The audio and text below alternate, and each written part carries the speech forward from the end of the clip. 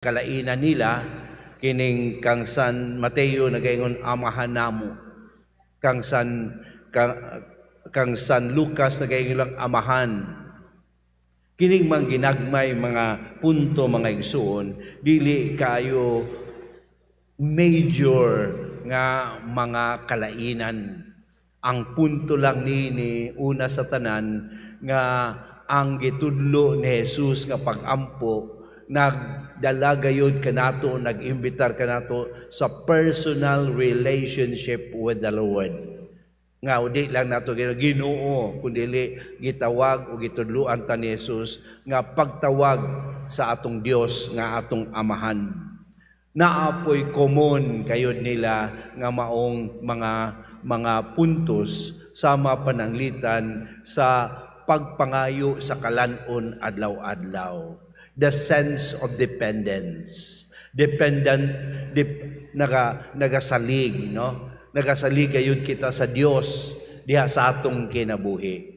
Kinsa kita mga piniyalan sa Dios ug ang ato mao gayud ang pagsalig gayud sa grasya sa Dios. The providential dependence on God. Ug kana ang kanindot mga igsoon nga kining amahan ato gayud diayng masaligan. Ikatulo nga punto nga naa gayud kanila sa amahan namo mao nga kini nagdala nagaghat kanato sa makanunayon nga pagpangayo ug paghatag og pasaylo. No? Kining atong buluhaton usab sa kadako sa grasya sa Ginoo nga gihatag adlaw-adlaw ato untang lantawon pod nga kini mag-aghat kanato nga taliwala sa atong mga kasaypanan na ang pagpangayo ug pasaylo.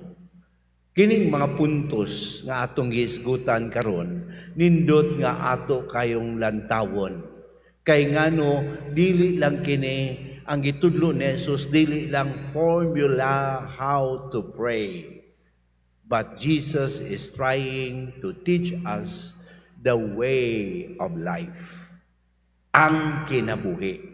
Ang amahan namo, dili lang siya hanay sa pagampo.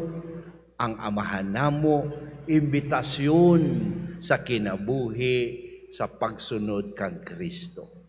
Busa sa atong pagampo, niana, matag adlaw, diya sa Santos nga misa, atong lantawon nga kini di ay siya ato kanunay ampuon, dili lang aron ma-memorize, dili lang aron mangayo na pod, kundi unta mahimo natong way of life ang pagampo ni Kristo. Nga na atong pag-ila sa atong Dios nga atong amahan, na ato ang atong pagsalig sa tanan ngadto kaniya, naausab kadtong makanunayong pagpangayog pasaylo o pagdala sa pasaylo ngadto sa uban. Dinhi atong pangayoon ang panabang ni San Jose. Kibalo kita nga si San Jose, usa sa mga champion gayud niini. Uban kang Maria sa pagpuyo, sa pag-ila sa atong Dios nga atong amahan sama sa gitudlo ni Jesus dinhi sa atong ebanghelyo karon.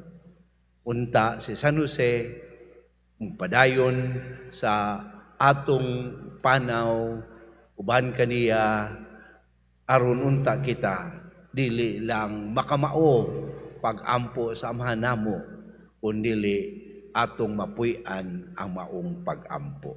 Amen.